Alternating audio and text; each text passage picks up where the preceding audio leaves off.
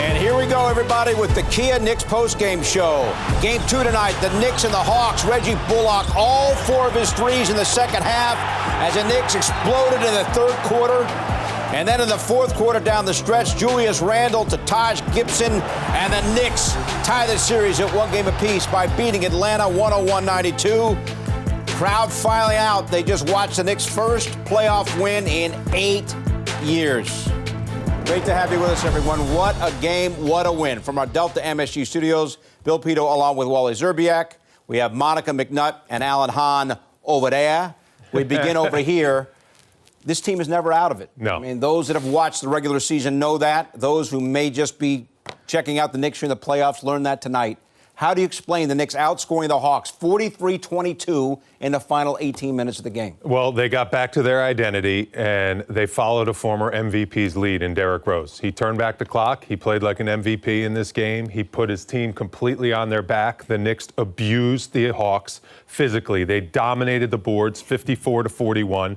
They made it a street fight. They showed why they're their best defensive team in the league. The Hawks wanted no part of the paint because Randle, Gibson, and Noel just completely manned the interior, and they settled for 44 threes. The Knicks contested a bunch of those threes, and then when the Knicks started making those threes, the Hawks started pulling the string on their threes, and they weren't going down as easily. This is a series. Can't wait to see what's next in Atlanta. Man, Wally, it's like we just were watching this thing. It just, the switch flipped, and it was. I asked you, right, Monica? I said, Monica, normally you can see an adjustment, something was made, something happened. This was one of those where it's like, what was happening? What happened? What did you notice that was like so dramatically different other than the fact that they just started making shots? Yeah. Simple as that. The 3 ball started going down, and we're going to talk about a lot of the different heroes in this game.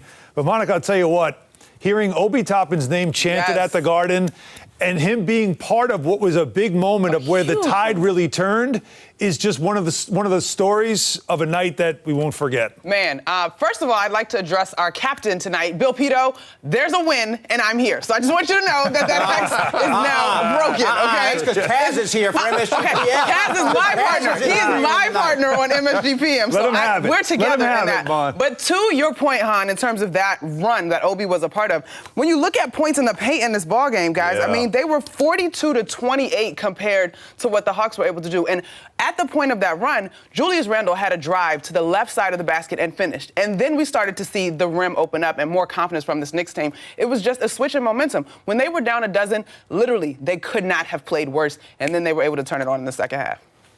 All right, well, let's take everyone through the fourth quarter. Sure. The Knicks were down 13 at the half, had the great third quarter to go up by 1 after 3, and they were able to pretty much hold things together in the final quarter. Yeah, and it was all just the execution. Their offense was in a great rhythm. It all started with Derrick Rose. I mean, he was phenomenal in setting the table. Alec Burks, you can tell how much Tibbs trusts him. That 3 made it a 4-point lead. And how about Obi? Let's go. Obi! Get him up, Obi. That's what I'm talking about. Burks to Obi, 6-point lead.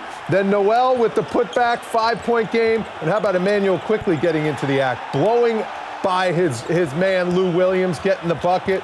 Alec Burks again in transition. 10-point lead for the Knicks, Allen and Monica over there. On this thing. Here's Trae Young, and there's one that rattled in. That floater seems to have a magnet to the rim, but we didn't see a lot of that in the second half as the water, as you would say, was turned off. Meanwhile, it was gushing at the other end. There's Reggie Bullock knocking down a 3 as he gets it going. Capella with an oop, and we're tied at 91. And then Reggie Bullock here again. Hesitation, downtown, snap. Monica, I'm telling you, that's when you just felt like the tide was turning. Yeah, Reggie Bullock was my X factor going into this game, guys. He finished with 15 in that one. But then Julius started to get his confidence late in the ball game, making the right pass, finishing in the paint. I mean, he still could have a better basketball game, but I'm glad that he stuck with it. And when it mattered most, he showed up. But y'all, and I know we're going to get into everything over the course of our show. The defense that Reggie Bullock played down the stretch on Trae Young, big difference maker. You know, we got to talk about Derrick Rose here, guys, because he started the second half. Elfrid Payton tonight played only 5 minutes, didn't play at all in the second half.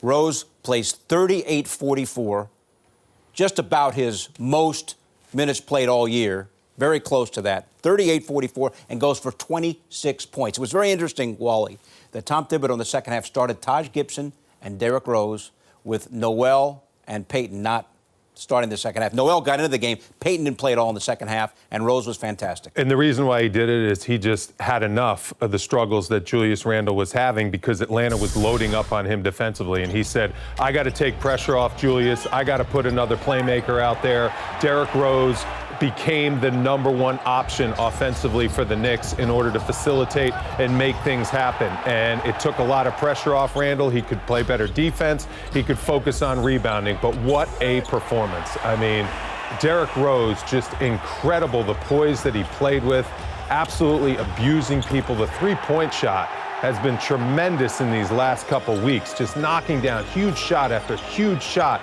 just feeding off the crowd, just getting the crowd in an absolute frenzy.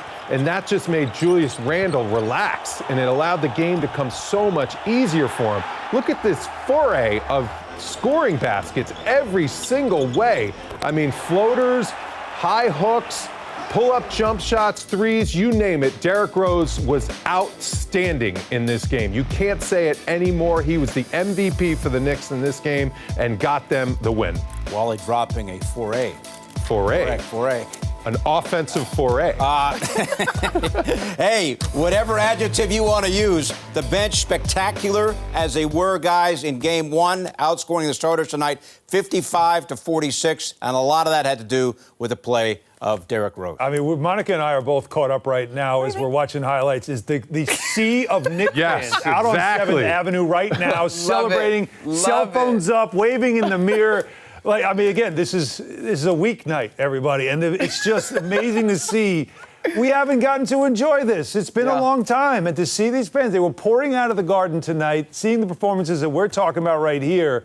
But it's just a lot of fun. As you guys were doing that, Monica and I kept looking at each other like, look at this. And everybody keeps waving, and we're waving to them, and the cell phones are out. Like this is really what it's about, guys. Like, this is really the best part of it, the fun part of it. You see a home win. The building's empty. We haven't had fans in the building most of the season. And to see this, it's really, I mean, it's enjoyable. It's also feels good about where we are even in our times right now. For sure. And I think we were all watching the game together in the green room. And this game was certainly a little bit of a roller coaster. Although, Pito, shout out to you. You've remained calm. I told you guys. I'm a new man in the postseason. You really are. You really are. But I think even in this, guys, if we talk about this series so far, I don't feel like the Knicks have played their best basketball yet. Their star player hasn't. Their star player certainly has. I mean, Derrick Rose has done yeoman's work in terms of what this team needed. You've had people step up in spots, whether you talk about Alec Burks' 27 in game one. I think Reggie Bullock had a very big 15 tonight. Yes. And then even Obi Toppin's 8 to me. But I think there's still room for this team to continue to get better. Yeah, no doubt about it, Bill. That's the best part. We knew the bench was going to be a big part of the series. It continues to be. And now it's a matter of, did Julius Randle find his game, and will that matter now as the series shifts to Atlanta? Randle had 11 points in that key third quarter, finished the night with 15. Here is the shot outside our Delta MSG studio. There you go. There you go. They're there, and we here. And here's what's ahead for us. Game 3, the series shifts to Atlanta. Pre-game 6:30, Game 7.